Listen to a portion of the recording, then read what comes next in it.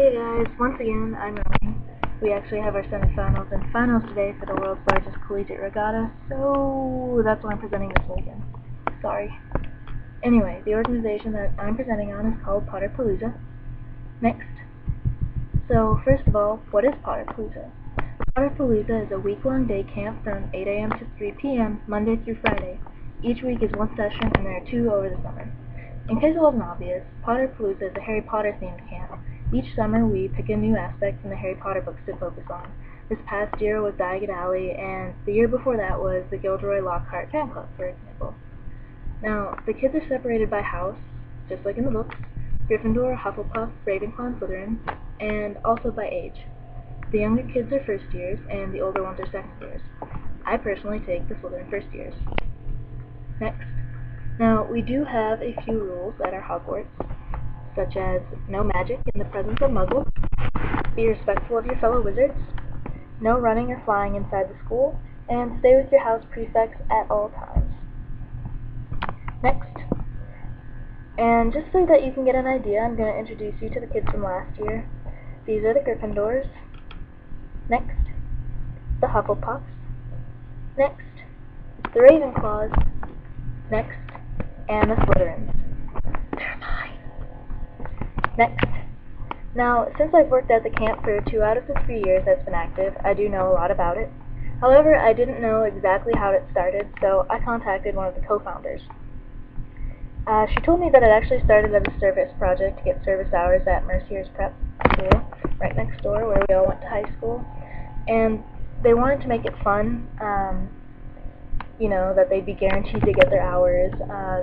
They wouldn't have to search all over the place for somewhere that needs volunteers when they could work.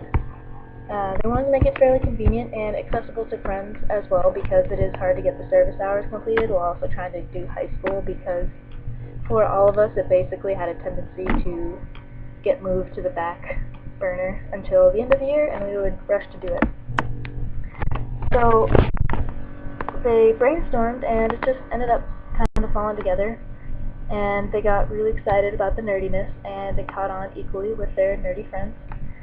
And when they partnered with the Erie Historical Society, it made life a whole lot easier, because there's a place on 6th Street called the Watson Kirksey Mansion, and it was converted into a museum, and it looks just like Hogwarts.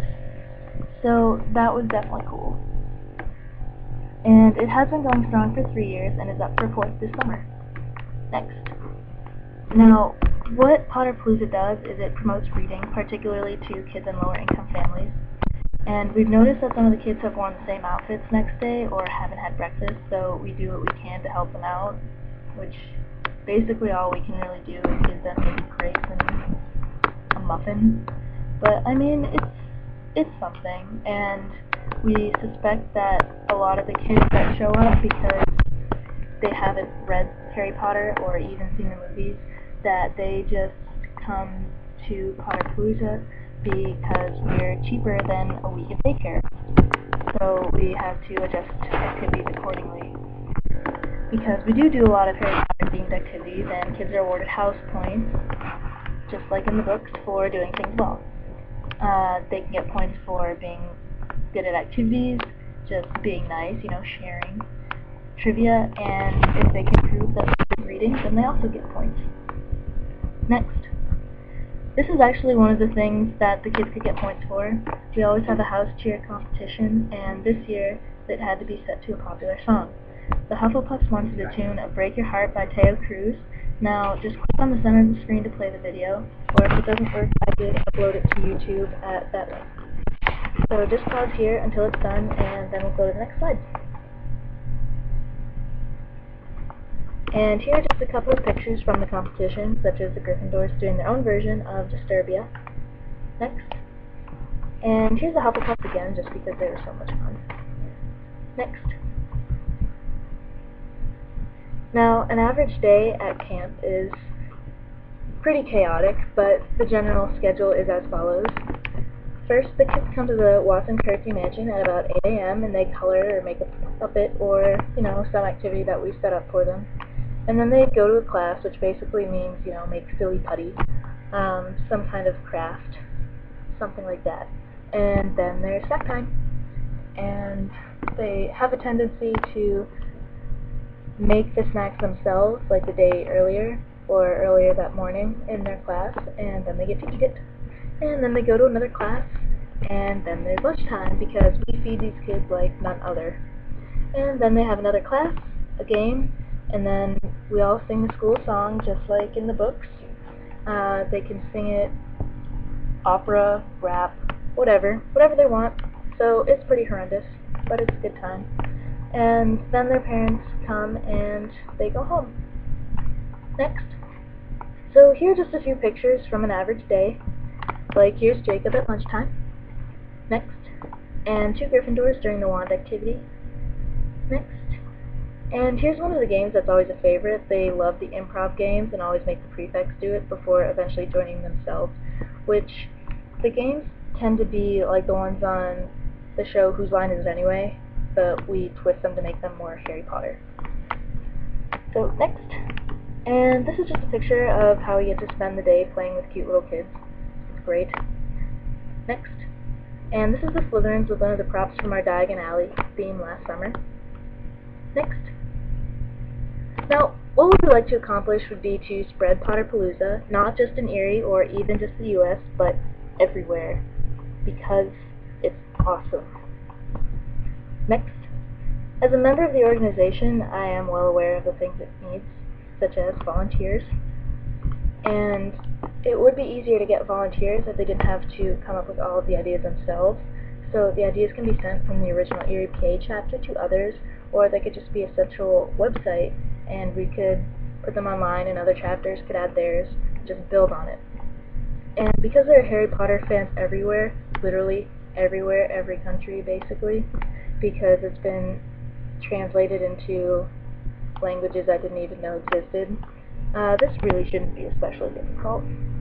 And then I'll get into funds and places on the next slide.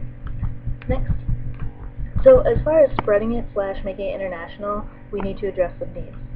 Now, because the Harry Potter books are read around the world, again, finding fans shouldn't be difficult that want to start a camp.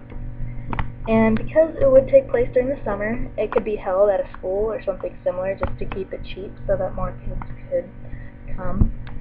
And fundraisers and benefactors are going to be necessary, and 2 major ones that I would like to see happen would be McDonald's and the Pepsi Refresh Project.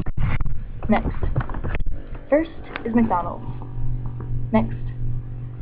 Now, we would contact McDonald's as many times as it takes to get financial support, because they are a big money corporation, and if we could get a donation from them, odds are it would be pretty significant, which would make it significantly cheaper so that more kids could go. And we would be as creative as possible so that McDonald's would be more likely to notice us and not just wave us off, you know. And because McDonald's has done so many children's house charities and whatnot, we think that they might actually do it, which would be just phenomenal. Next.